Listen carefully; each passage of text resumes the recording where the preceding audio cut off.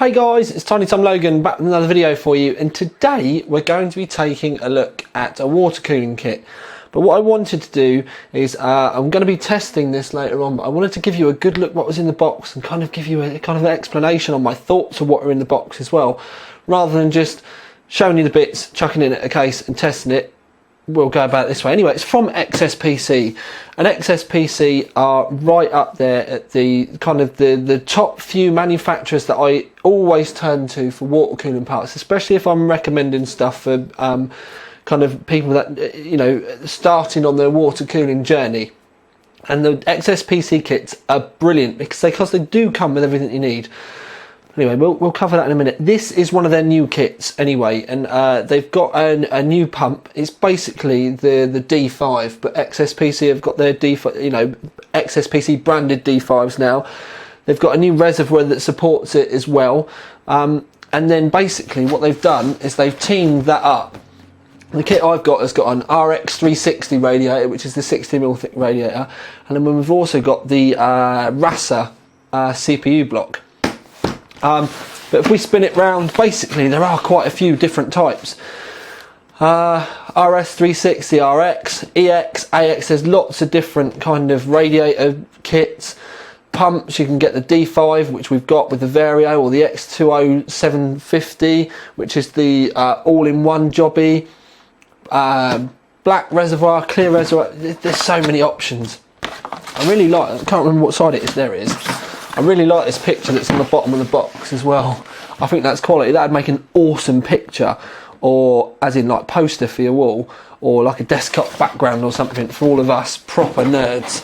Now, I've already had this open to have a nose anyway, so I'm probably going to end up ruining the box. I know exactly what you people are going to be saying then about my arm coming up into the screen. Anyway, it's a bit Chinese doll, a bit Russian dolls with the boxes, because there's a brown box and then there's another brown box, and then we finally get inside. So the reason why I like these for beginners are it comes with everything that you generally need. We've got a selection of hose which will be enough to do your rig. It comes with 3 fans and 3 fan grills as well, if you're mad enough to be mounting these outside. I'm really not a fan of that. I mean, there was years gone by when everyone had these all over their rigs. You don't really see it too much anymore. The good thing about the fans though is they're plain black. I can't remember, Cerulean are the fan manufacturer, branded XSPC. They're pretty good fans for the price, to be honest with you. They are braided, and the braid is actually fairly good. The end, there's not a massive amount of heat shrink, but it's not tiny either. And at the other end there is a lot of heat shrink, but let's face it, by the time you've tucked it away somewhere, you shouldn't really be seeing it anyway. The fans are branded up as 1650 RPM units. I can't say I've ever used them personally before in the past, but right, another bag we have. It comes with one of these. Now this is the tool for you to be able to short your power supply. When you use this, please make sure all of the other power cables aren't connected to anything.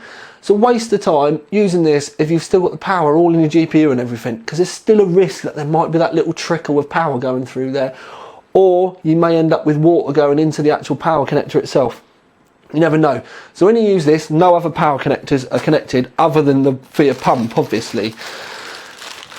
In the rest of the bag, I have to admit, there's compression fittings. Now, these you either love or hate. A lot of people really like these. They are slightly safer, good for a beginner, but I personally don't like them. I really don't like using them either. I think they're a bit bulky, but that's a personal thing with me. If you are a beginner, all you literally do is shove the hose on and then stick the thing over the top. I'll just grab it quick. I should really do another water cooling guide video, but they are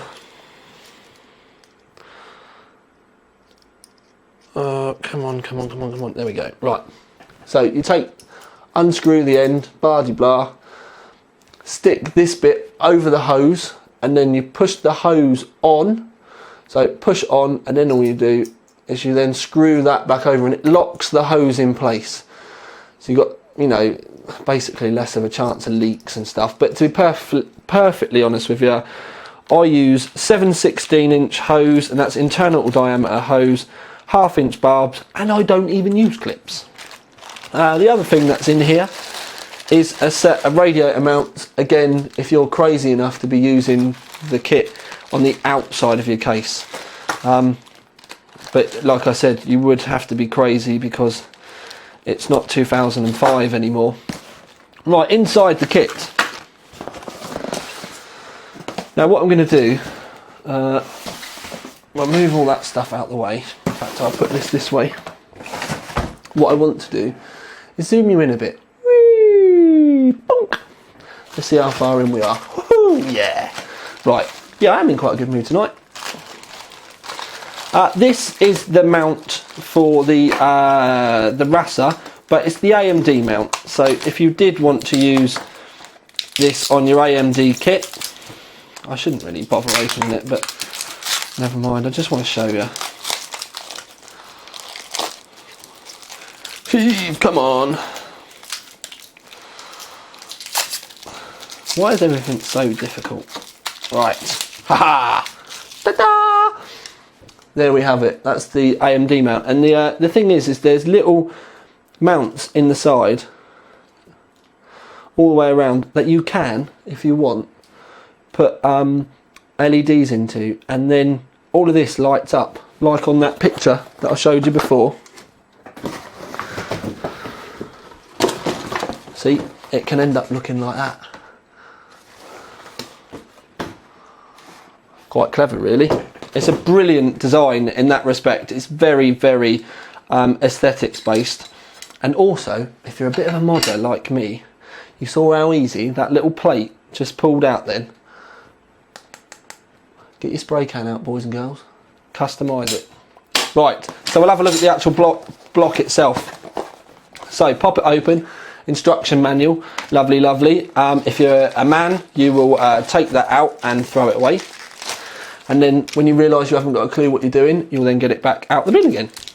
But there's the actual block itself. I'm going to bust this out as well. You can see me. Right. Ta-da! Right. That way round, Tom. Put it in the middle. There we go. It's like a beginner's guide. Beginner's guide to how not to show a product off on YouTube. So there we go. You can see the mount. Again, you can put LEDs all the way around the outside, like I said, and again you can remove that plate. The reason why it's the plate's coming out, by the way, is because when you fit it, it gets held in by the mounts. But again, you can remove that. Give a little splash of colour. Look, lovely, lovely. And let's expand on that idea a little bit more.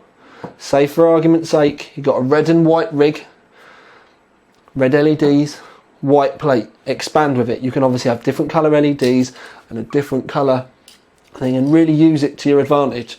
So, you know, don't just think, oh, I'll buy this block. There we go, jubbly. It comes with blue LEDs in the box. I must use them. No, come on. Get customising, peeps. What's the point in going to all this hassle, fitting water cooling, if you're just going to stick with the easy way? But I really like the look of that block. I know I really like a lot of stuff lately. It does come with LEDs as well, and I'm 99.99% that the LEDs come with blue. It's got some XSPC thermal compound. As much as I like XSPC as a company and everything like that, when I see thermal compounds like this, it just screams OEM to me. And I personally wouldn't use this. I'd always use like Arctic Cooling MX4, Noctua and HT1, something like that. I don't even like using Arctic Silver anymore. I know there's still loads of people out there that use it. To me, I don't like it. It's still too much of a risk because of the fact it's conductive. Anyway, we've got a set of mounts in here. It does do 2011 as well. We've got a back plate. In fact, poor blimey Charlie, there's 3 different back plates. So there's loads of back plates in there. Lovely, lovely, lovely. So that's that side of things. We've been here for far too long already. So I need to get my groove on. Get your groove on. What song's that? Is it I know it's a coloured lady. I want to say Missy Elliott, but I don't know. Anyway, I'm massively ranting today. Next box. It's another brown one. Right, so we've got another brown box. I've had this open. I know what it is. It's the new reservoir and pump. So let's have a ganders. I actually think, personally, for XSPC, this is quite an understated design. That way, Tom. There we go. Because it's all Delrin, as you can see. It's all black. You've got the fill port in the top there. There's lots of little Allen keys scattered all the way around. But you can see that we've got the XSPC branded D5 Vario in the back, so you can change the speed of the pump as well. It does make a lot of difference to the noise with the pump. When I did the CKC build, I ran it on 5 and on 3, and I didn't really see, you know, a massive difference in temperatures. Another thing around the back is we've got the input and the output. It doesn't actually say which one's which, but by kind of looking inside, I'm going to assume as that one goes right inside, I'm going to assume that's the input and that's the output. And then there's also a little thing here which is where you can stick an LED, and then on the inside you can see that you've got the little white dot. That's where the LED goes, so it lights the coolant up. Now in the front of your case, obviously that's going to be quite a stealthy look, so it will suit a black case quite well. There's no other, in this kit, there's no other fronts for it. There's not a silver front or anything hiding away in there. But I do think for XSPC this is quite an understated look. I for one do quite like having quite a large area to look at the coolant. Now I'm not unsure what it looks like inside, but it would be nice if it was quite open at the front. Then again, if you, like I said, if you're looking for that kind of understated minimal look, that little bit there might be perfect for you. But anyway, that's it. One thing you do need to remember when you fit it is that you've got to fill it from the top. So you're either going to have it slightly further down your rig, or you're going to have to leave yourself some hose that you can remove it from the case enough to do this. Back in the day of when the DDCs were first kind of floating around and XSPC did a square res top for the DDCs, this fitting they used to do an adapter for. I don't know whether it's still around. It used to be. I'd really have to look into it, but the thread that's underneath this is not a normal kind of barb or anything, and you used to be able to get a thread for it that came up to a barb. And what we used to do is then basically get one of those, run the hose and have a fill port off of it. So it'd be interesting to see if you could do that with this. Like I said, I don't know whether it's the same thread. I don't know whether these fittings are still about, or even, you know, XSPC still make them anymore. I will ask, and when I do the main review I will bring it up. But they did used to be all over the place. Anyway, moving on. I would say swiftly, but if there's one thing we've not done today, and that's been swift. So Radiator RX360, and it says high performance 360mm PC radiator, matte black paint finish. Says the dimensions, I'll read them out for you. It's 124 by 63 by 400. I'm assuming that's millimeters. Copper tubes and fins, 3 rows of 13mm by 2mm tubes, sub 8 FPI, that's fins per inch, so it's quite a low FPI, but that's what we want. It means that you can run, if your fans have got a decent static pressure, you can run the fans nice and slow and it still give you good temperatures. Normal G1/4 ports for your barbs, normal, and then 6 32 thread case and fan screws. But I need to zoom you out a bit again. So we'll open the box. Opening the box, we get met by some, oh hello, warning. Please make sure to use the correct length screws when mounting the radiator to a case panel or attaching fans. Only 6mm screws should be used to mount the radiator to a case panel. Using longer screws will puncture the radiator core and void the warranty. The provided 30mm screws should only be used on fans of a depth of 25mm. basically, there's a lot of bloody thick ass people out there that have been screwing their screws, using the wrong screws, and putting holes in their radiators. And yes, we will say no more. But I read that out because I know how many people have been sending these things back.